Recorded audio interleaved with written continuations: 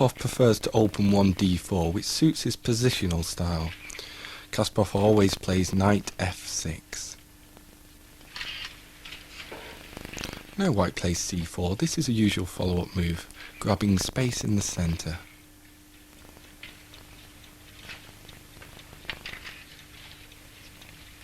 Kasparov plays his usual g6.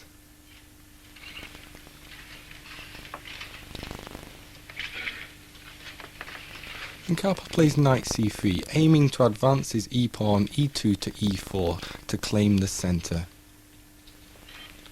Now the move that gives the opening its character d5, stopping that central pawn first.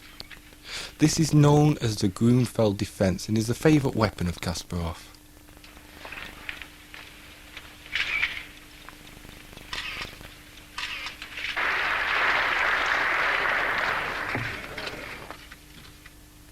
Again, Karpov opens d4. And again, Kasparov's favourite reply, knight to f6. The opening develops the same, c2, c4.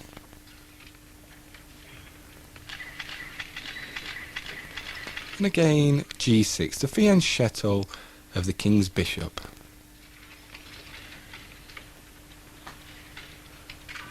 White plays knight c3.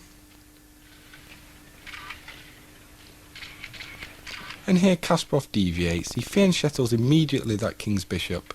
This gives it a distinct character. Karpov grabs the centre with e4. And now Kasparov plays d6. This opening is known as the king's Indian defence and is another favourite of Kasparov's.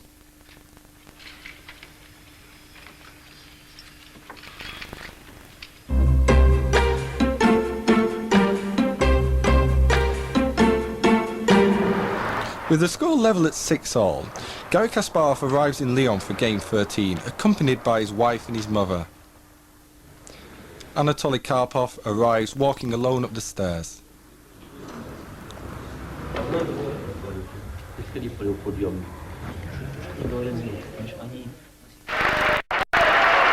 round of handshaking. Finally the players come face to face with each other. Karpov opens d4, there's no surprise here.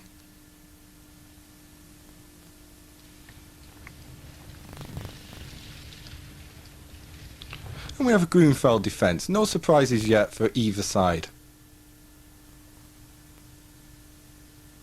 On move 10, Kasparov plays e6.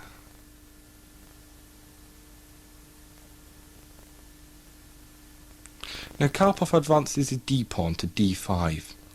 Garry Kasparov has something to say about this move.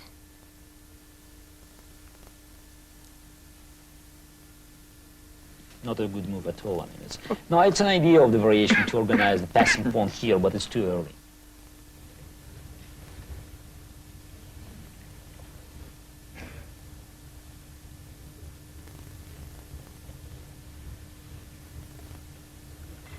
Karpov's inaccuracy on move 11 is met by Kasparov's inaccuracy on move 15, knight b6.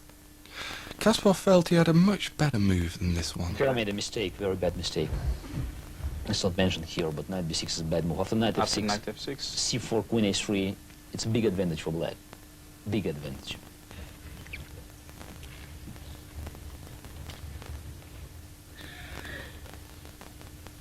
Karpov plays c4, allowing the exchange of queens. Kasparov takes the queen on d2.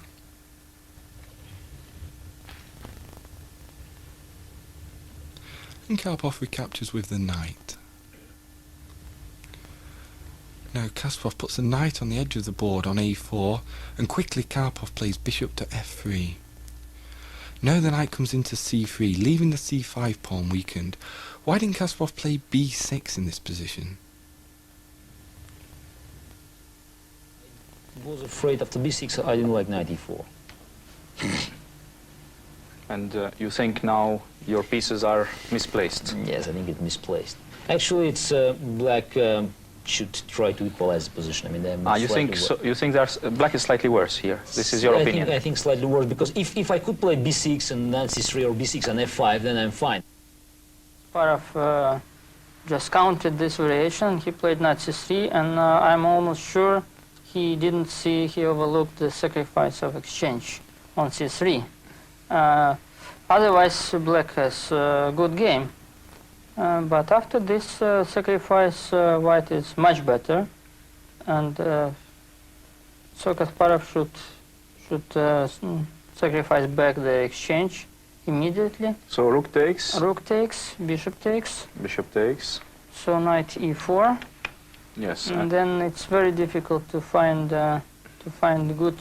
So rook takes e4. Yes, rook takes e4, bishop takes e4. All this is forced. Yes, everything is Rook forced. e8. Rook e8, bishop d3. Then he played b6. Which is forced. Which is forced, yes. And now king g2. Yes. This is a good move. King g2 is not the best. Maybe move. bishop c1, rook c1. Rook c1 was a little bit stronger, just to attack the bishop. Attack the bishop, and then just not to give me this opportunity f5. Do you think white is slightly better in this position? Definitely better. Definitely better. I had another possibility: rook c1 or rook b1, b3, a3. So you mean rook b1 or rook c1? Or rook c1 just to kick out the bishop. Or rook b1 from and rook b3. Yes. a3. Just to have an idea to put rook on a3 and to weaken the structure. Yes, the structure. But I thought that king g2 should be quite nice, because in this situation I need king to control e4 square for the future. So this square. Yes. I played f5, you know. It looks very risky, but at least it's a chance, you know. I want to attack his weak pawns. Yeah. It's dangerous because now I have bad bishop, he has a good bishop, but till I have rooks, it's not so dangerous. I think it's a good move. You think this is a good move? I think it should be drawn out. Suddenly Kasparov played f5. Still, I think position... What do you think about this move? Is it a normal move or is it a mistake from his part? I don't know. I'm not sure position is winning for white, but Kasparov was too much afraid to be just how to say this, to be just squeezed in the position, and so he wanted to make something active before the adjournment. So he didn't want to be tortured the Karpovian way. Yes, but I don't think white has a real plan to fight for a win. The game was adjourned, but Karpov proposed a draw. Kasparov accepted, so play did not resume.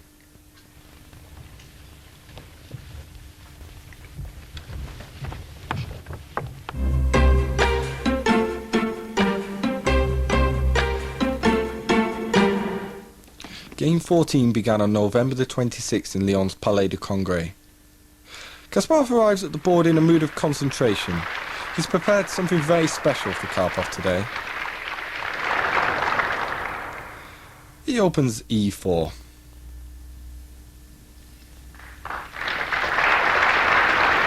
And Karpov arrives at the board somewhat late. Something unusual is happening in this game. Kasparov has played the Scottish opening, which hasn't been seen in World Championship chess for over a century. What does Anatoly Karpov think about that? I was surprised because Kasparov never played Scottish. Also, I played a very sharp game with Steeman, even 2 games, I believe, and one won a beauty prize in London International Tournament, and also a very sharp line. I beat Steeman in a nice way. So Kasparov prepared novelty b3. So he played in game number 14. I believe that he got support in Lyon from a side, because in New York he didn't prepare, and I'm almost sure that somebody brought this idea to him in Lyon during the break of the match. So you think this is a line he has been preparing from the 12th of November until... Just between New York and Lyon. And is it possible in 10 days to prepare a line for the World Championship? Why not? Why not just to play one game? Especially if you have nice idea like b3. Then you can just work a few days and be sure.